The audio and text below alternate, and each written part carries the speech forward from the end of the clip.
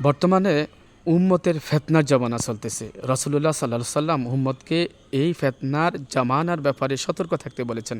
তিনি বলেছেন, ইয়াতি আলান নাসি জামানুন আসসাবিরু ফিহিম আলা দীনিহি কা কাবিদি আলা জামরি।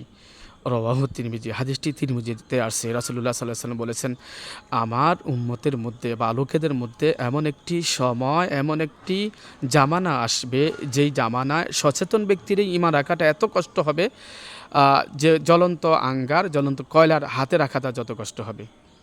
এই জন্য এই ফেতনার জামানায় কোনটা সুন্নত, কোনটা বেদাত আমাদেরকে জেনে শুনে আমল করতে হবে। কেননা রাসূলুল্লাহ সাল্লাল্লাহু আলাইহি সাল্লাম বলেন, মাং তামাসসাকা বিসুন্নতি ইনদা ফাসাদি উম্মতি ফালাহু আজরু মিয়াতা শাহিদ। রাওয়াহুল বাইহাকি।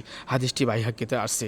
রাসূলুল্লাহ সাল্লাল্লাহু আলাইহি সাল্লাম বলেছেন, আমার উম্মতের ফেতনার জামানায় আমার উম্মতের মধ্যে যে ব্যক্তি একটা সুন্নতের উপর আমল করবে, সহি সুন্নতের উপর আমল করবে, আল্লাহ তাআলা তার আমল নামায় 100 শহীদের সওয়াব দিবেন।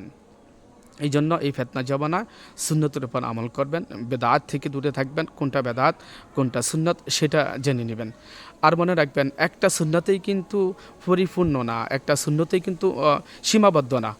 আপনি যতগুলি সুন্নাহ রাসূলুল্লাহ সাল্লাল্লাহু আলাইহি সাল্লামের সুন্নাহ দ্বারা, হাদিস দ্বারা প্রমাণিত হয়, প্রত্যেকটা সুন্নতের উপর আমাদেরকে আমল করে যেতে হবে। আল্লাহ তাআলা যেন তৌফিক দান করেন।